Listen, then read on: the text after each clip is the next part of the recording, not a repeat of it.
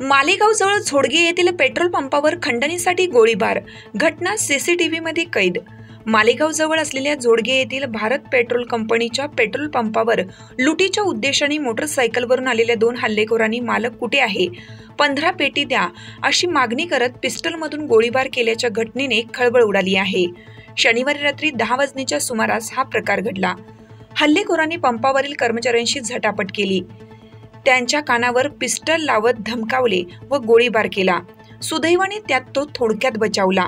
त्याने त्याचा मोबाईल हिसकावून उद्या परत येतो, 20 लाख रुपये तयार ठेवा असा दम देत धुळ्याच्या दिशेने पोबारा केला। हल्ल्याचा हा संपूर्ण थरार सीसीटीव्हीमध्ये कैद झाला आहे। घटनास्थळी माहिती मिळताच मालेगावचे अप्पर पोलीस अधीक्षक अनिकेत भारती यांच्यासह पोलीस अधिकारी कर्मचारी दाखल झाले। सीसीटीव्ही फुटेज आधारे पोलिसांनी हल्लेखोरांचा शोध सुरू केला आहे। सदर पेट्रोल पंप मनमाडचे भाजप नेते पंकज खताळ यांच्या मालकीचा असल्याचे समजते।